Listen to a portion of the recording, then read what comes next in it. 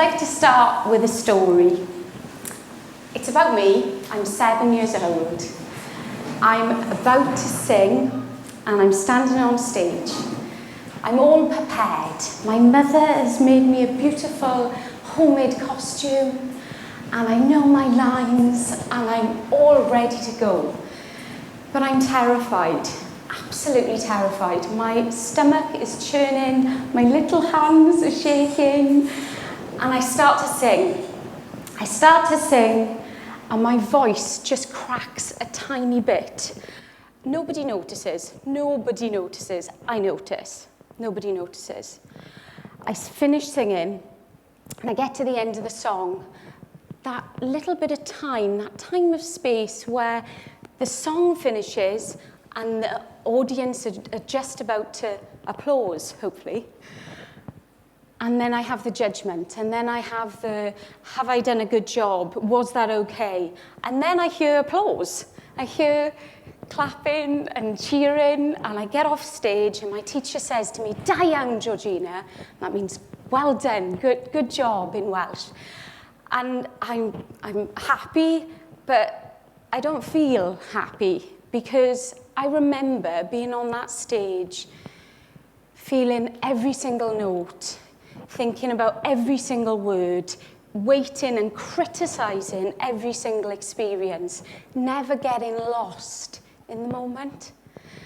Unlike rehearsals, I loved them. I was free. I could just sing. I had no attachment. I didn't put any pressure on myself. I had no criticism. I was just in the moment.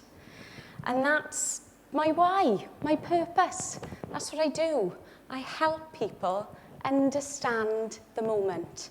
And by helping people understand the moment, I get to understand the moment.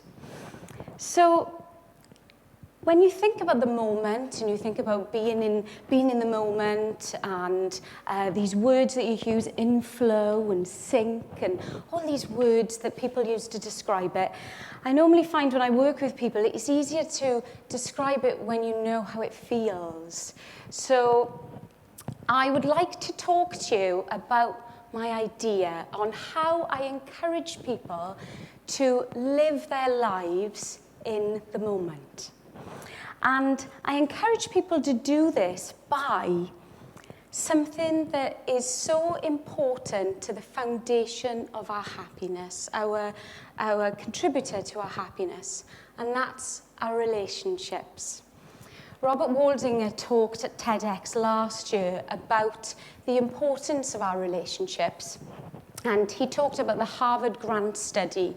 And it's a study that spanned over 75 years. Truly amazing, surveying so many people to find out what truly makes us happy. And his words were, good relationships make you happier and healthier. So my idea is actually, if you do it, makes you happier and healthier, which is sort of cool. So I'd like to tell you what it is, and that is the word that I describe how to use the moment into your relationships, and that is by turning someone's light on.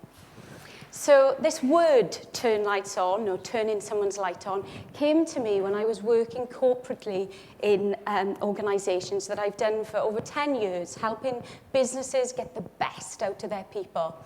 And I work and I help people with their energy and their essence, all the stuff that you're not supposed to talk about and do in business. And it's all the stuff that you can't really measure and do a tick box for, but it's the stuff that makes a difference when you're in that meeting or when you're pitching or when you're selling. That is what you feel. So I was helping people and I'd say to people, turn your light on. Turn your light on. You know what you need to do. You know your words. You know your information. Turn your light on. And they did. I don't know how, but they did.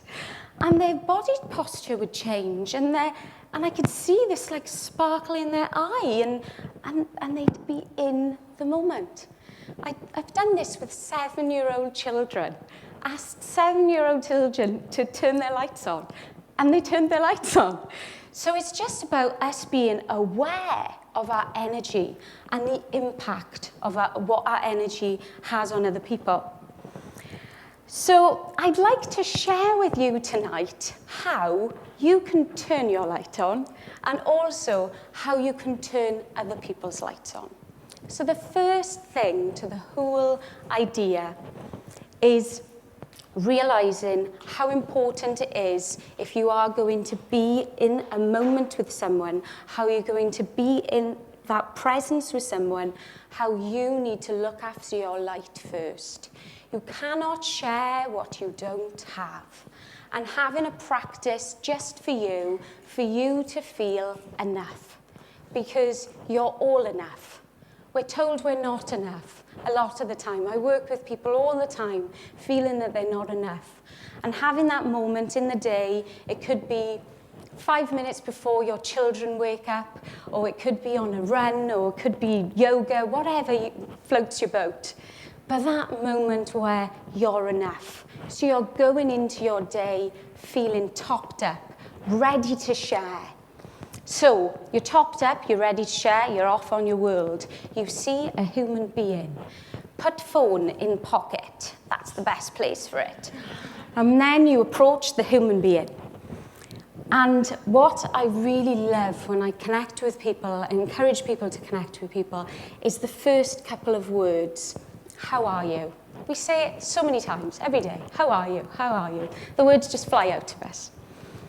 But really meaning it is a very different thing. And really saying every single word, how are you?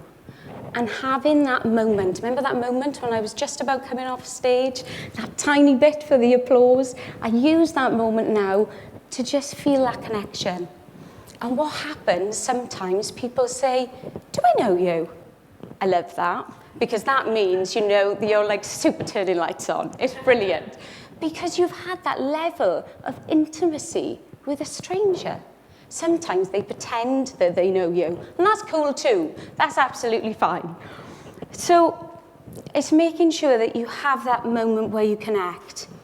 And then having the open questions to keep the conversation flowing.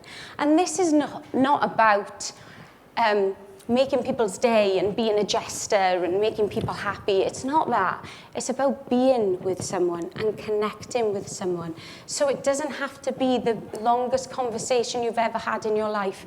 It's about an energy exchange. It's about saying, I see you. Saying, I see you and I hear you. But there's a bit of word of warning here. Not everyone's going to want that engagement. It's not going to happen all the time, and that's cool too, okay? But some people just need a little bit of coaxing. That's all it is, a little bit of charm. So I just want to tell you a little story. When I was in New York with my friend Paula, and I was speaking in New York. It was the first engagement that I'd had in New York, so I was very, very excited and obviously needed my hair blow dried. So I went to a hairdresser's, walked in, and there was one lady on her own. She was really, really busy, and she didn't acknowledge us. She just told us to sit in the corner, and she wasn't really engaging with us, and she didn't make us feel very welcome. And my friend said to me, oh, come on, we can go somewhere else. We don't need to, we're in New York City, there's loads of places we can go. I said, I think we need to turn the lights on. And then she said, okay then. So we started having a conversation, and at first she didn't want to engage, she didn't want to hold eye contact, but we just kept on going. And then we started laughing. Laughing is just magic. Magic things happen when we connect and laugh. And then we just started talking, and then more talk, and I left that hairdresser's feeling really, well, my lights were on, her lights were on, and there was that connection. And that could have been so different. It could have been me sitting there. I could have complained. I could have left. I could have complained about the shop and told other people not to go to the shop. And there's so many things that could have worked in a different way, but I chose to use compassion and kindness and understanding. Because I feel if anything at the moment, our world needs compassion and kindness and understanding. I, this year, sold something called The Big Issue. It's a paper for homeless people to get them back on the ladder, really. And I did it for a couple of hours for Vendors Week. And it was one of the most traumatic things I've ever done. And bearing in mind, I was going back to my lovely warm home with my family and my friends and my support network and my job. And one of the things that really got to me was the way that people not so much would look at me, the way they wouldn't look at me, the way they wouldn't hold eye contact with me, and how that affected me. It was really tough. I did a YouTube video to share it, and you can watch it. I'm very upset about it, because if we want this world to be compassionate and kind, it starts with us. It starts with us showing up and being compassionate and kind. And my small idea that you can use with your friends, with your family, with the people that are around you, with strangers, of just being in that moment and just taking the time to slow down and connect and truly be in that moment. And it's a small idea that could make a huge, huge difference. So I'd like you to do 2 things for me tonight, if possible. The first thing, I'd like you to turn someone's light on tonight. It could be in this room, it could be outside of the room, but turn someone's light on. And when you do, you'll see their eyes sparkle. Just a little bit of a warning, it's highly addictive. You're gonna love it. And then the second thing is to share this idea. Share it with anyone anyone that will listen. Thank you so much for listening to me, and thank you.